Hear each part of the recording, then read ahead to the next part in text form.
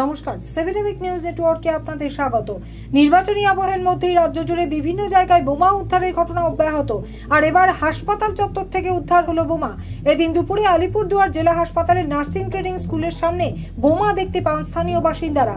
আর এই ঘটনা জানাজানি হতেই তীব্র আতঙ্ক ছড়িয়ে পড়ে আলিপুরদুয়ার জেলা হাসপাতাল চত্বরে।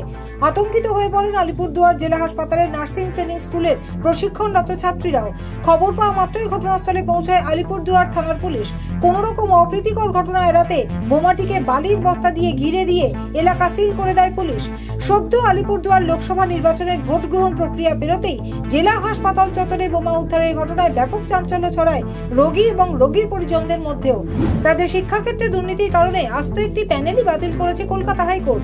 এবার খাদ্য দপ্তরে চাকরি দেওয়ার নাম করে লক্ষাধিক টাকা প্রতারণার ঘটনায় দুইজনকে গ্রেপ্তার করল নরেন্দ্রপুর থানার পুলিশ। ধৃতদের নাম শম্ভুনাথ মিস্ত্রি এবং সমীরণ হালদার। সরকারি নথি জাল করে খাদ্য দপ্তরে চাকরি পাইয়ে দেওয়ার প্রতারণার মাস্টার মাইন্ড হলো এই দুই অভিযুক্ত। তবে এই চক্রে আরো অনেকেই জড়িত রয়েছে বলে অভিযুক্তদের জিজ্ঞাসাবাদ করে এ বিষয়ে তদন্ত করছে পুলিশ। পুলিশ সূত্রে জানা গেছে, নরেন্দ্রপুর থানা এলাকার বাসিন্দা এক মহিলাকে খাদ্য দপ্তরে চাকরি দেওয়ার নাম করে তার কাছ থেকে 8 লক্ষ টাকা নেওয়া হয়। সরকারি নথি জাল করে ওই মহিলাকে ভুয়ো নিয়োগপত্র এবং জাল অর্ডার কপিও দেওয়া হয়। বিষয়টি বুঝতে পেরে তিনি নরেন্দ্রপুর থানায় অভিযোগ দায়ের করেন। সেই অভিযোগের ভিত্তিতে ঘটনার তদন্তে নেমে দুই অভিযুক্তকে গ্রেপ্তার করেছে পুলিশ। ধৃতদের বারুইপুর মহকুমা আদালতে পেশ করা হলে বিচারক তাদের 10 দিনের পুলিশি হেফাজতের নির্দেশ দেন। আগামী 1 জুন জয়নগর লোকসভা কেন্দ্রে ভোট গ্রহণ। তাই ভোটের আগে কার্যত কড়া নিরাপত্তার চাদরে মুড়ে ফেলা হয়েছে জয়নগর লোকসভা এলাকা। আর এর মধ্যেই গোপন সূত্রে খবর পেয়ে নিষিদ্ধ মাদক সহ 2 ব্যক্তিকে হাতে নাতে গ্রেপ্তার করল বারুইপুর জেলা পুলিশের অধীনস্থ ঘুটিয়ারি শরীফ ফাঁড়ির ভারপ্রাপ্ত আধিকারিক সুকুমার রুইদাসের নেতৃত্বাধীন দল।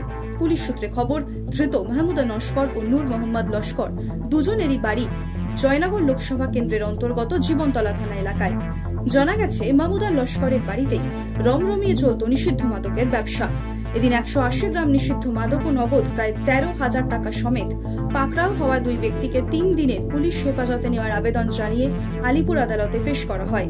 ভোট যত এগোচ্ছে আরো আঁটোসাঁটো হচ্ছে রাজ্যের নিরাপত্তা ব্যবস্থা। এর মাঝে দক্ষিণ 24 পরগনার বারুইপুরের খিরিশতলা এলাকা থেকে একটি আগ্নেয়াস্ত্র ও 7টি কার্তুজ সহ এক ব্যক্তিকে গ্রেপ্তার করল বারুইপুর থানার পুলিশ।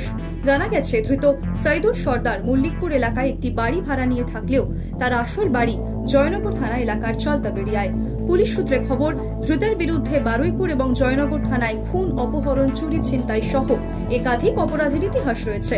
ধৃত এলাকায় বড়সড় নাশকতার ছক কষার পাশাপাশি অন্যান্যদেরও এই পরিকল্পনার সঙ্গে যুক্ত করার চেষ্টা করছিল। ইতিমধ্যেই ধৃতের বিরুদ্ধে অস্ত্র আইনে মামলা রুজু করেছে পুলিশ। ধৃতকে পুলিশি হেফাজতে নেওয়ার আবেদন জানিয়ে এদিন বারুইপুর মহকুমা আদালতে পেশ করা হয়। এই আবর্জনাকে সরিয়ে দিয়ে, মানে সব থেকে বড় আবর্জনার নাম সৌগত রায়, তারপরে অনেকগুলো আবর্জনা আছে, নির্মল ঘোষ নাম দিতে পারে অনেকগুলো। এই আবর্জনাগুলোকে সরিয়ে দিয়ে এখানকার মানুষ আবর্জনা মুক্ত হতে চায়। আমিও সেই আবর্জনাকে মুক্ত করতে চাই। মেট্রো রেল ব্যারাকপুর অব্দি হবে বলে তখনকার নেত্রী আমি মঞ্চটা করেছিলাম, তিনি এসে বলেছিলেন এবং অনেক মহাপুরুষদের নামে স্টেশনের নাম করেছিলেন। মেট্রো চালু হয়নি। হ্যাঁ, যদি সাংসদ হই, বিজেপি সরকার ক্ষমতায় আসবেই এবং মেট্রো চলবেই। সৌগত রায়, মমতা ব্যানার্জির ক্ষমতা নেই। রাত পোহালেই ভোট। সূচি অনুযায়ী দার্জিলিং বালুরঘাটের পাশাপাশি 26 এপ্রিল রায়গঞ্জ লোকসভা কেন্দ্রে নির্বাচনের উদ্দেশ্যে সকাল থেকেই পোলিং অফিসারদের ভিড় ছিল ডিসিআরসি ক্যাম্পে। ভোটের সামগ্রী নিয়ে নিজ নিজ পোলিং স্টেশনে রওনা দেন পোলিং অফিসাররা। নিরাপত্তায় মুড়ে দেওয়া হয়েছে এবারের নির্বাচনে ডিসিআরসি তথা রায়গঞ্জ পলিটেকনিক কলেজকে। সিসিটিভি ক্যামেরা, প্রশাসন থেকে সমস্ত রকম নিরাপত্তার মধ্য দিয়ে ভোটের সামগ্রী সংগ্রহ করেন পোলিং অফিসাররা। রেখা রায়, 7 উইক নিউজ, রায়গঞ্জ। জয় হিন্দ।